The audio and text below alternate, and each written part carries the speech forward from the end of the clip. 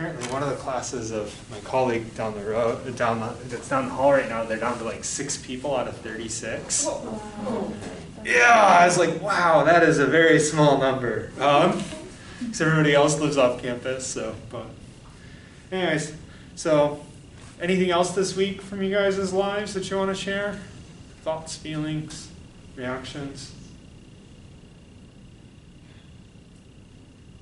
Yeah.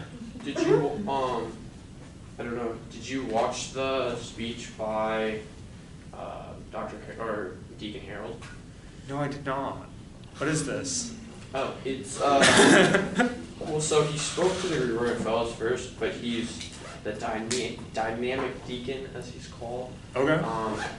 And he came and he talked about racism, and he talked about his growth leadership, and all the different, well, just his experiences, what he thinks about the current events and current things that are going on. I'm just wondering if you had seen it, and what your reaction was to it, as there was a little bit of a, dare I say, incident where a professor had a disagreement with him. I didn't know there was a professor.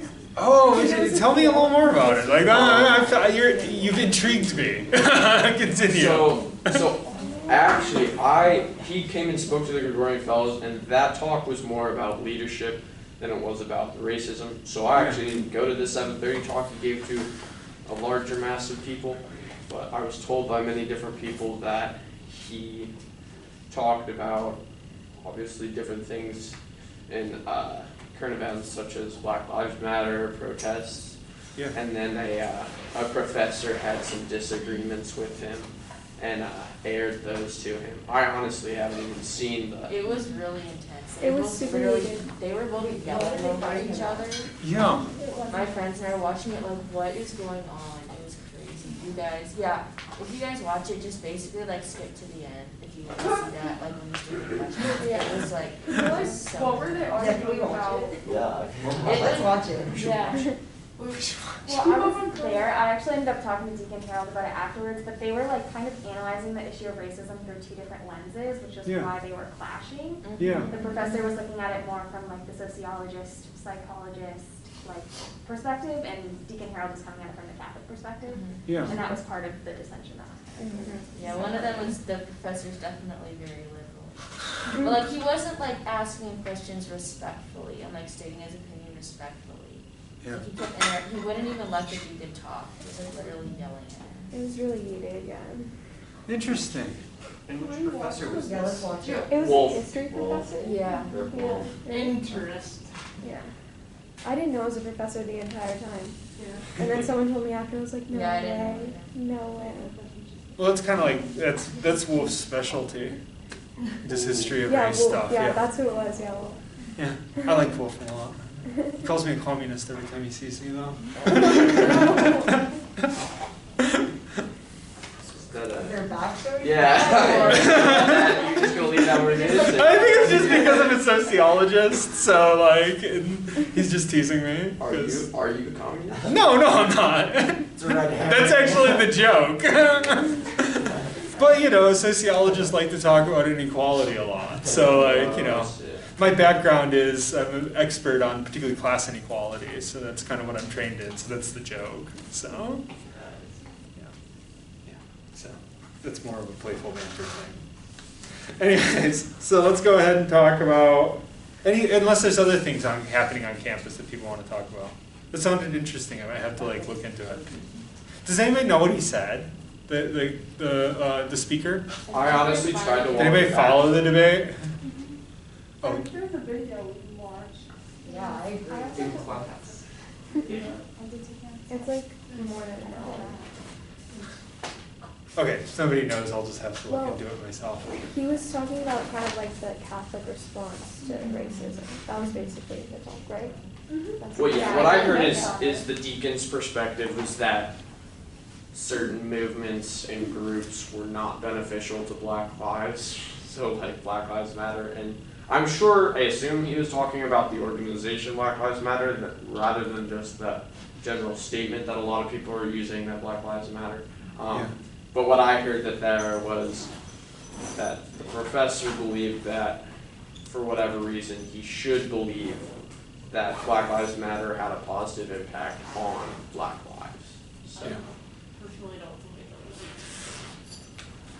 it Okay, interesting. Well, that's a little tangential, but thank you guys for sharing. Any other things that people want to talk about? Because like this is supposed to be like kind of like a communal thing, so talking about like our experiences I think is a big part of it. So any other experiences from this week that people want to share? It's been chilly. Yeah, it's Yeah. Isn't that nice? No. Okay, why did it drop like 50? Oh, I know why, but it's Kansas. like dropped 50 degrees. Dude, it's Kansas. I know. You think I'd get used to it? You see, I think of Kansas as a hot state. Yeah, Are you same. serious?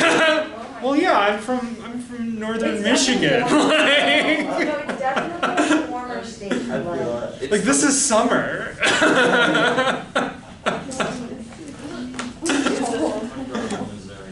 It's supposed to be 80 degrees by Saturday. That's the crazy thing. Yeah. Colorado was snowy. There's only yeah, 15, it's been hardcore. 15 active cases left. I don't know. I was sending me pictures and stuff. Okay, so there's the weather. What else is there? Channeling everyone back. Channeling everyone back. Wow, that really worked. Oh. I'm gonna do that again. That was amazing. This morning, the tents that were set up outside so that we could eat under them, they were like broken in. Okay. Does anyone see those like bags around campus? They look like tool bags, but there's like a bunch everywhere. Have you seen them? No. That sounds really suspicious. Yeah, I know. Yeah, it They're does sound like small. suspicious There's like two of them, like, activity. I don't know.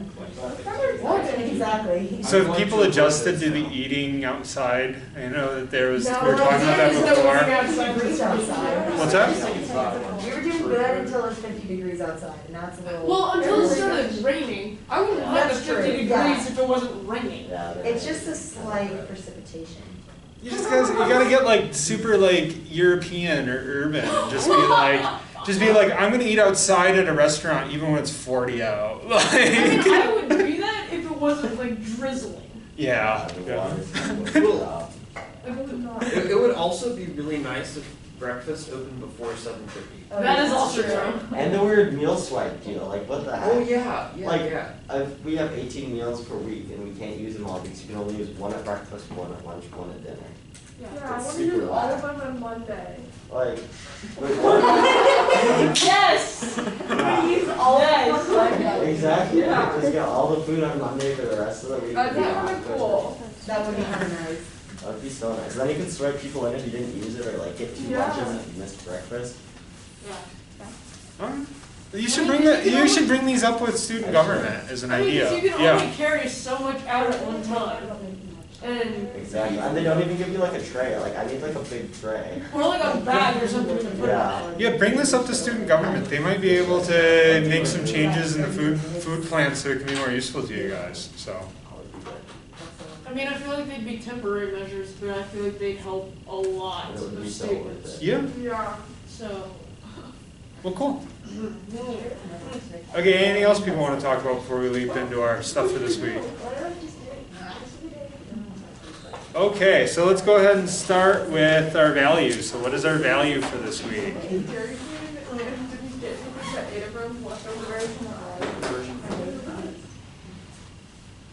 What is our value for this week?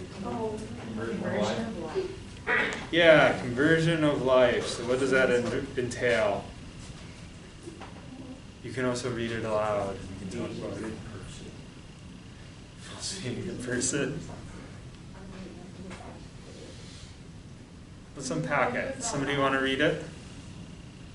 Oh, sorry, you were saying something. Go ahead. Oh no, we believe that conversatio, a commitment to personal conversion or growth, positively transform life, to pursue continual self-improvement, seeking the truth each day, joyfully beginning again and again, hoping in God. Okay, so what does that, what is that Benedictine value then?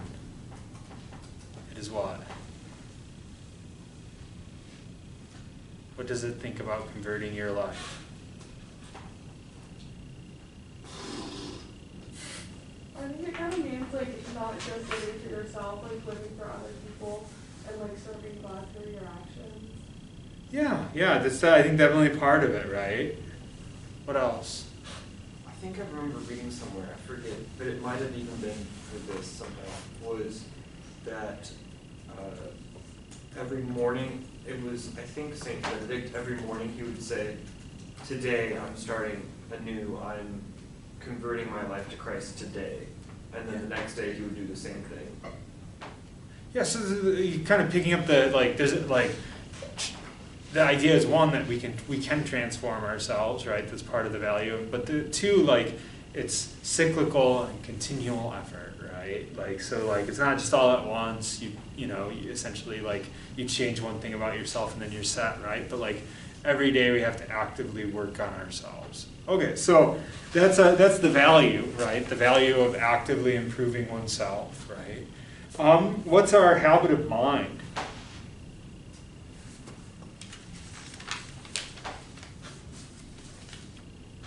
Thinking about thinking. Thinking about thinking, metacognition.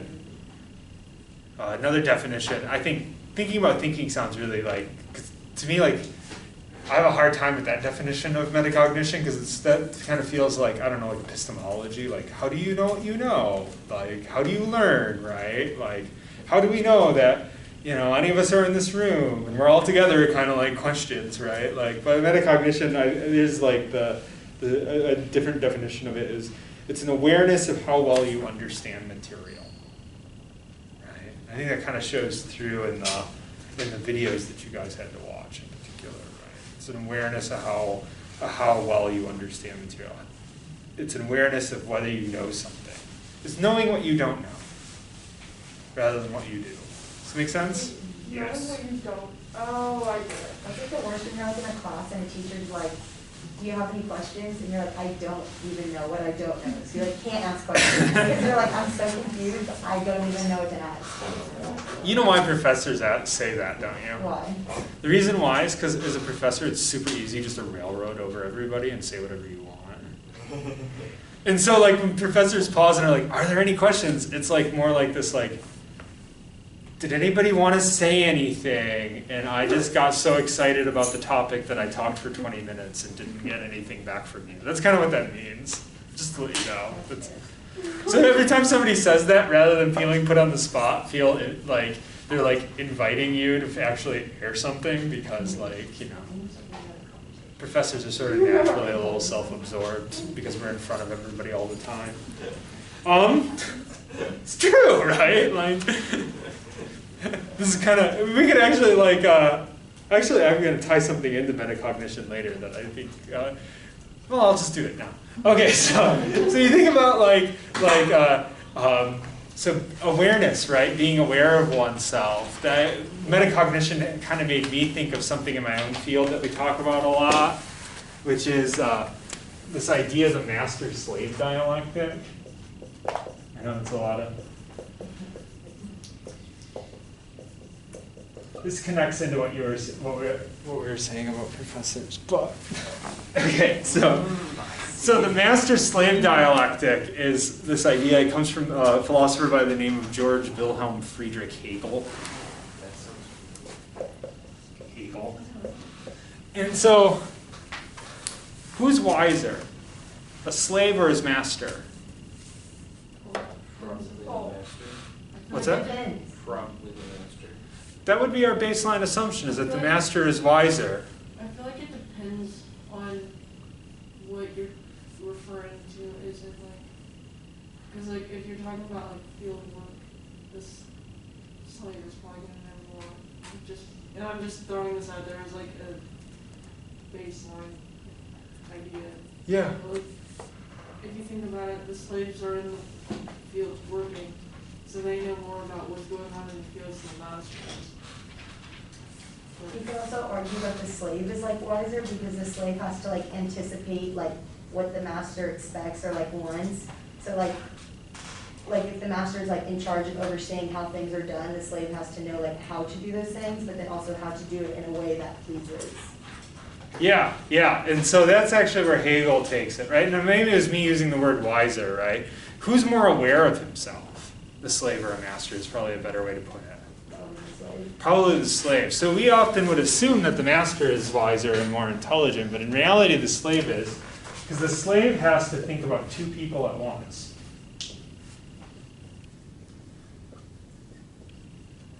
The slave has to think about two people at once. The slave has to be able to see the world through the eyes of his master and through his own at the same time. The master, who does the master have to see the world with eyes through? Himself. Okay, so when I jokingly said that, like, professors are like self-absorbed, how would that fit in with this claim? There's sort of an irony to it. Like, in some ways, like, we know a lot, right? Because we like went to school a lot, we read a lot of books, like we've done research or whatever, made pieces of art, like done all that stuff so that we have something to share. But what's an irony of the relationship? The students are trying to learn.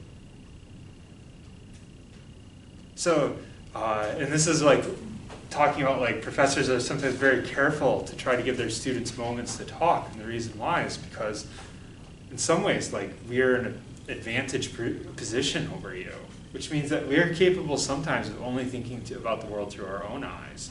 Where all of you have to think about the world through our eyes as well, right? You can think about that when you sit down and write a paper, right? You are thinking about what it would be in the professor's head when they read it, as well as like whatever like you're writing. Does that make sense? Mm-hmm. You guys see how that's like itself a sort of form of metacognition? Right? It's a form of self-awareness, knowing what you know, knowing what you don't, right? Like, and so this is kind of one of the reasons why I wanted to bring this up, is that I think we can actually tie and think about our values together, right? So a lot of these values that we're looking at are actually like interrelated. Keeping this in mind, how is humility as a value? And what we're looking at today, metacognition.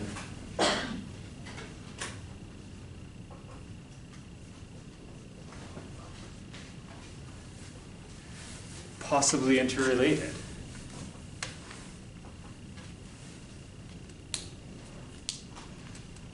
If somebody gets it, go ahead and leap in. How can we view these as interrelated?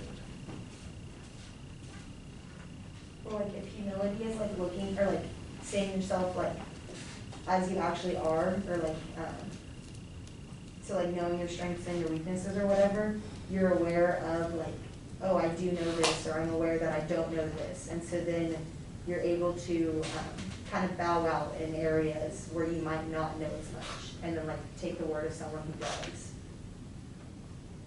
Anyone else want to leap in? Yeah. Well, you need to be. It takes humility to say I don't know everything. To say I need to learn. Yeah. To look up to someone else. I forget which of the ancient philosophers said it, but it's like you're more wise if you know what you don't know than if you just claim to know. Yeah. Did somebody have their hand up over here that I saw? Was that just out of the corner of my eye and wrong? No. I thought you had your hand up, but you didn't. Okay. Yeah, so like in a lot of ways, this sort of self-awareness is an essential part of being humble, right? Being humble in some ways is seeing yourself accurately in the world. And to some degree, that's what we're talking about when we talk about metacognition. Self-awareness is seeing yourself accurately in the world. It's one of the really wonderful things that human beings can do, right? It's a strange thing that like not very many, like it's questionable whether other species can even do this, right? Like you watch a dog, like does the dog know that the dog is in the world? Maybe not, right? But our ability to be aware of what we are, what we think, right? So to some degree, like we're taking a sort of inborn skill that we're given, and to some degree, like what we're thinking about today is like, how do you use your ability to be self-aware to actually in some ways become a better student, right? Like how do you develop a habit of mind of being aware of yourself?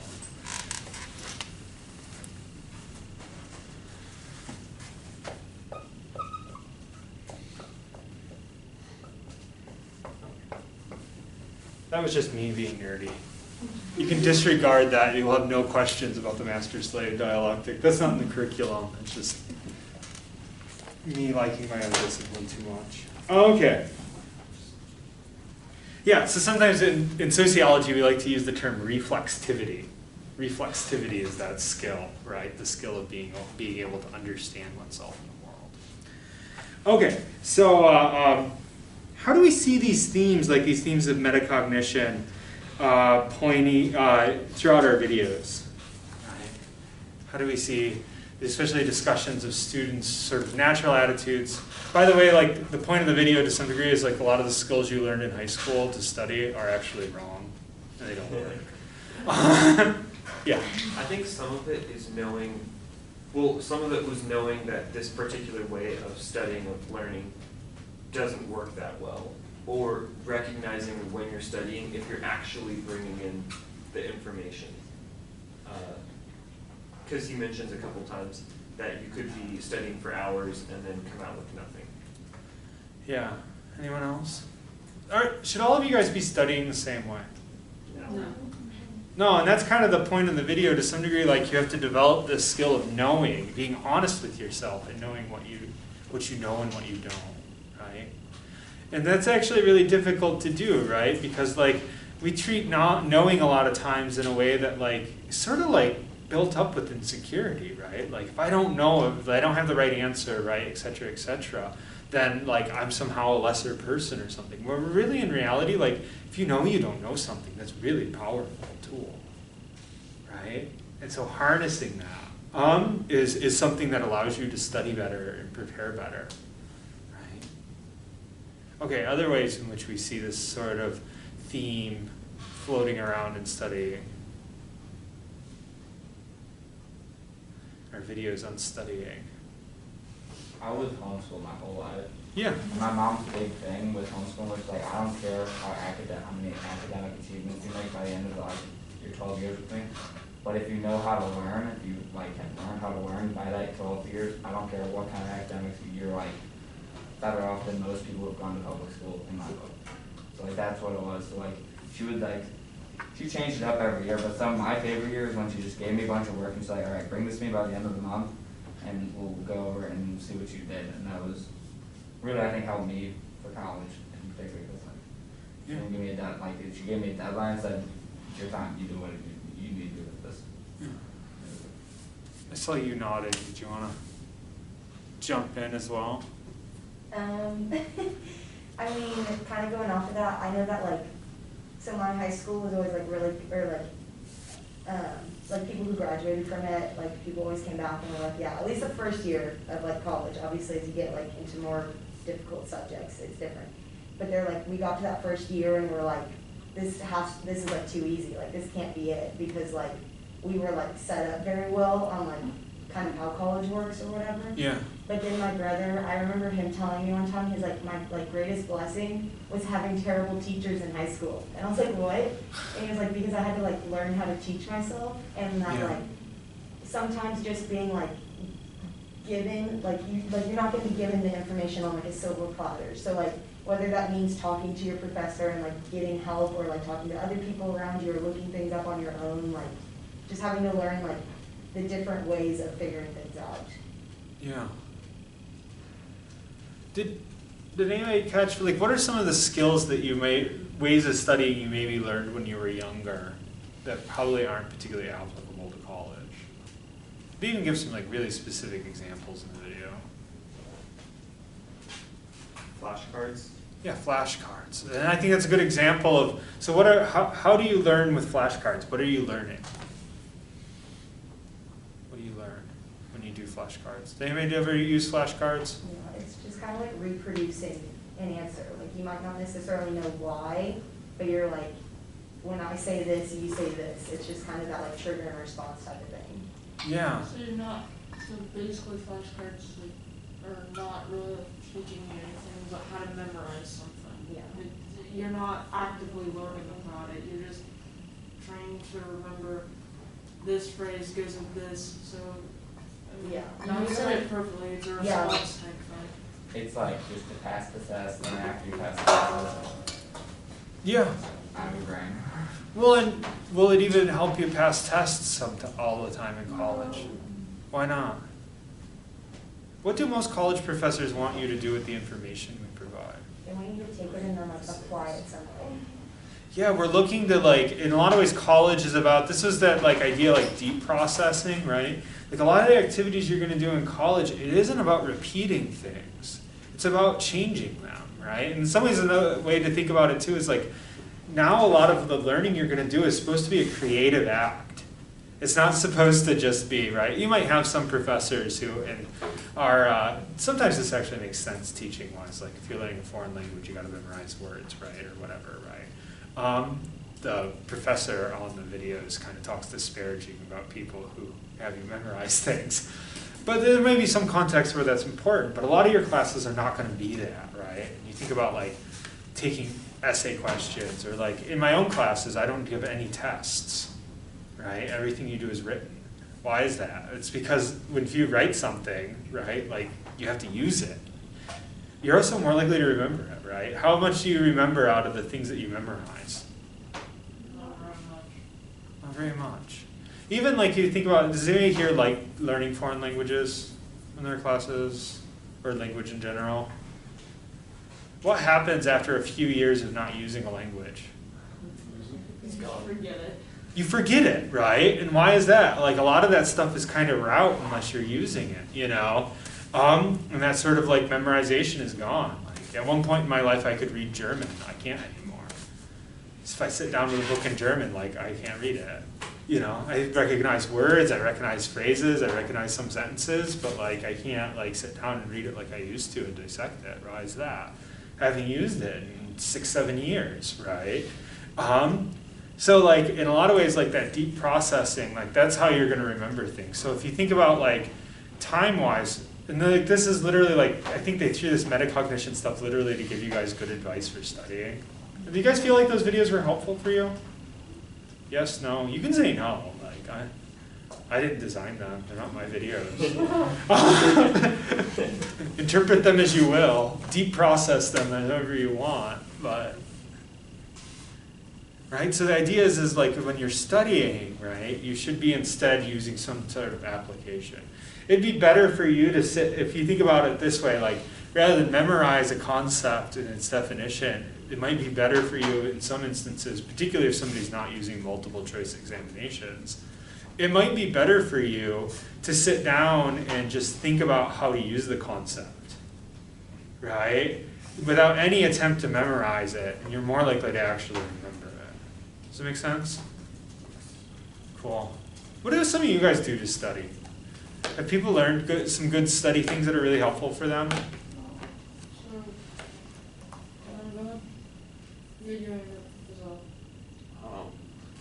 For memorization things, what you do is you go like, or how I've been taught is you start with the top one, and then like you do that like twice, and then you do the next one, or it depends on the number of times, but if it's like a list of say 15, you go study the top one like once then twice, and then you go the next one once then twice, and then you start again, you go once, and if you ever make a mistake, then you go back and you repeat it, but you basically do like this added layer, like you always remember that first layer, but you keep adding a little bit, and whenever you get new knowledge, you emphasize it, and then that's how you study for memorization. So, in thinking, okay, so even that is a technique, and this isn't to like, what would our, the person in our videos categorize that as? This is going back to like deep processing versus just sort of, do you remember that study? They talk about people doing a study, being a part of the study, and they were given different ways of memorizing words. Do you remember this? Oh yeah, yeah. What happens in this experiment? Does somebody want to relate that? Wasn't it like some of them read the word and tried to identify if there was an E in it, and then the other ones wrote down how they felt about the word, and then the ones who remembered how they felt remembered the word better because it related to them in a more specific way, rather than an easy yes or no, does it have an E? Yeah. Did anybody even, yeah, so the people who had to like think about how the words impacted them remembered the words, but the people who just had to like, and so to some degree when we learn devices, to memorize things, a lot of times they actually hurt our ability to memorize things. So these could be mnemonic devices, or like a lot of those things you learn to do when you're young. And people are like, this is a great way to memorize things. Actually don't work. And that's kind of the point of that experiment. In fact, the control group, who were just given a list of words and said, do whatever you want to learn them, did better than the people who used a like mnemonic device, some sort of like, trick. Right? So like, quite literally, if I was just to give you guys 20 words and said, okay, do whatever you want to learn them and come back to me, you would do better than somebody who, okay guys, memorize it with this, right? And this is your trick to learn it, right? Because everybody actually learns differently, right? So a lot of the times those tricks aren't really all that useful. For some reason, like, and I don't mean, like, for some reason, like, high school teachers love this crap. To be frank, right? And I'm not really sure why, but like it's usually not actually an effective way of learning. And that's kind of the point. I hope that wasn't too blunt. What is good? No, I think the way like that you study definitely relates to how well you memorize things and stuff. But in high school, for me at least, it was more about me trying to figure out how I learned best so that I can take that to college with me instead of like,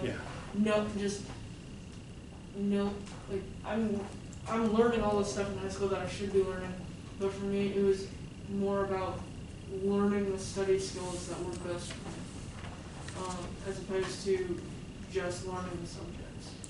So I think high school is more about figuring out, the things that help you become a better you, as opposed to just learning the subjects and, figuring out what to do from there.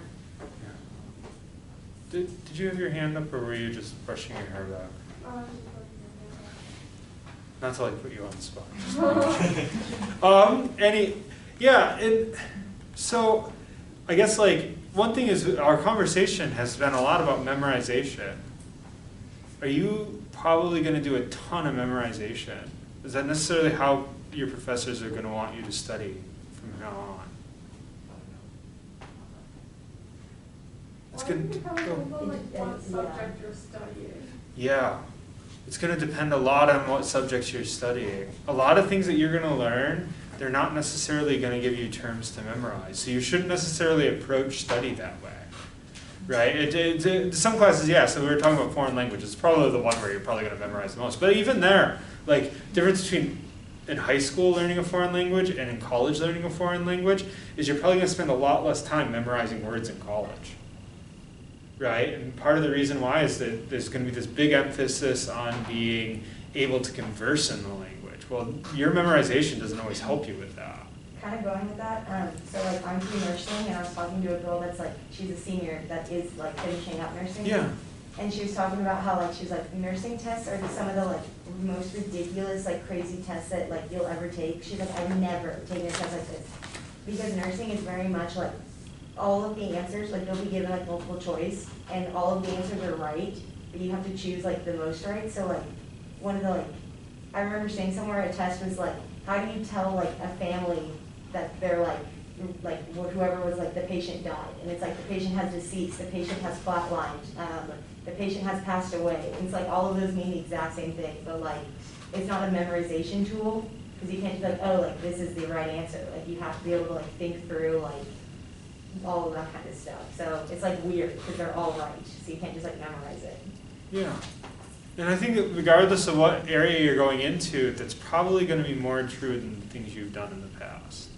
And so in a lot of ways, that's one of the reasons why we're talking about metacognition, right? It's because the idea is that being aware enough to apply things is really what you're going to have to learn to do.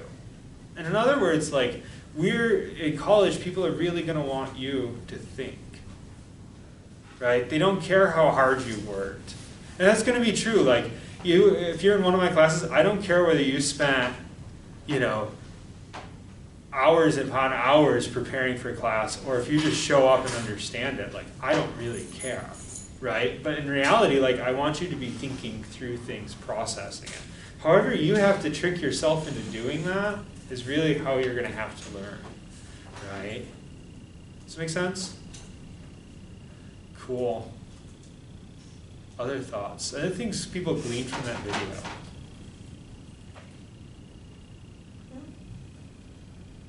Other than good study habits.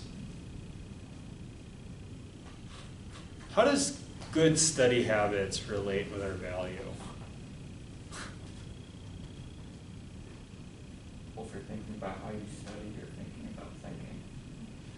Well, so keeping it separate, right? Like that's our, so like we're talking right now about our habit of mind, right? Which is the metacognition and the good study values. Yeah, go ahead.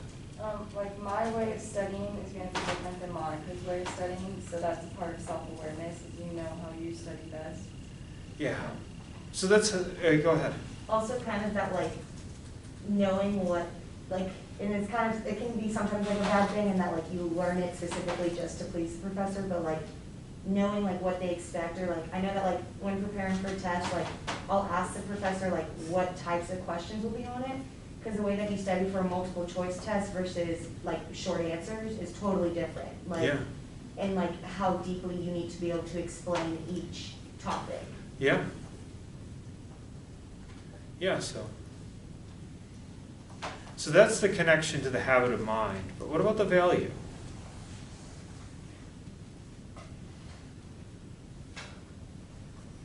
I guess like with, or like studying to the value, is that what you're asking? No. So the value is different from the habit of Value mind. is the conversion of life. Okay. Yeah, so did you have something else to add? Well, I was gonna say like, so the conversion of life is like pursuing like joy and stuff, and, like truth each day. Yeah. And so like through studying and stuff, like you can use your talents and stuff of like studying and like learning new things to like glorify God and stuff. I mean like that'll bring joy. I think that, and also just like it brings up pursue continual self-improvement. A lot of studying is like pursuing self-improvement when it comes to like how to better study and have better efficient time management and stuff. So. Another way to think about it is this, that the point of studying, like if we were to take like these sort of like tricks to studying, memorization, sort of like the things that the video is really down on, part of the problem with those things is we're thinking about learning in a very mechanical way now, right? It's not about, like, and that's not, getting back to like, at the institution, we think where we started the first, right? This is about learning and growing into multiple disciplines, improving yourself as a person. We talked about that a lot, right? And so like in another way to think of it is your studying shouldn't be this thing that like just gets you to the end, right? Your studying isn't just about passing a test, right? If you think about your learning that way, you're very likely to leave college not knowing anything, right? But instead, like, it's about you processing and understanding, right? So if we take on the attitude, like, the work you do here can actually be a part of your growth as a person, right? Your conversion of life, right?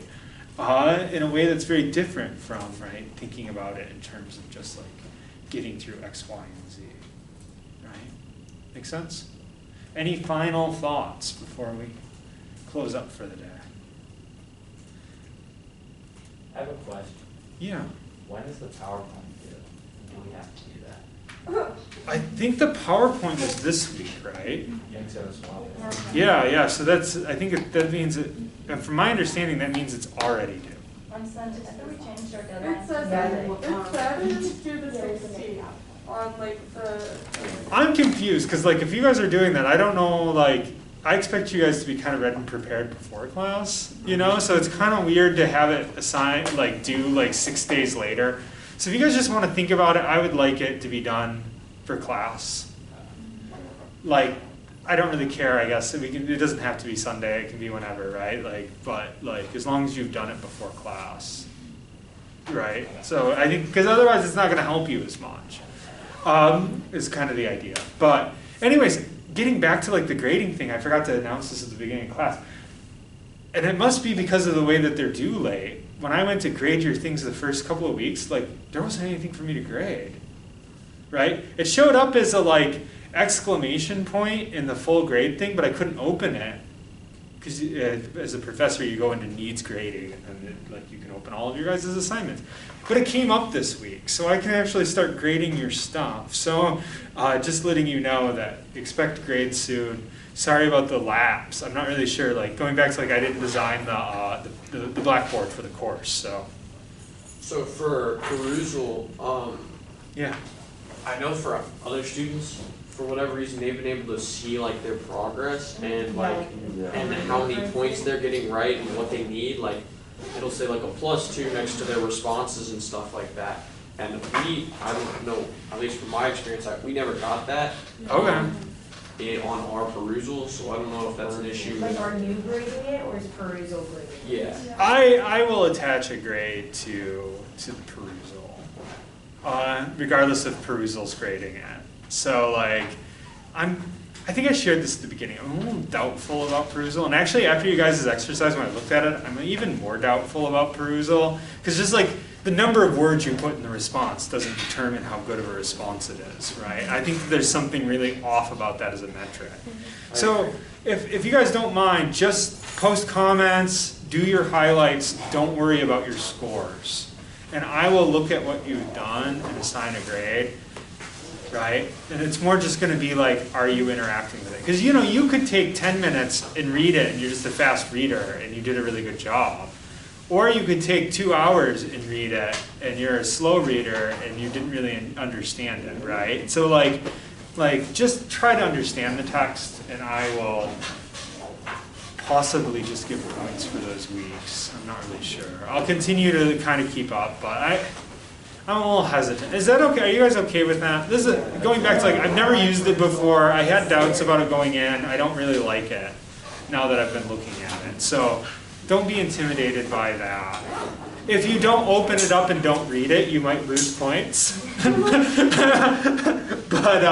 But please actively read. And I might give you feedback like if I think you haven't like been highlighting and stuff like that, maybe. But like, you know, even that like amount of highlighting, like maybe you're just literally pulling the sentence out that matters the most. And like that's actually a really good way of highlighting. So like, you know, amount of highlighting, it doesn't seem like engagement to me, so. Okay. Now we're over time by 1 minute, but go ahead.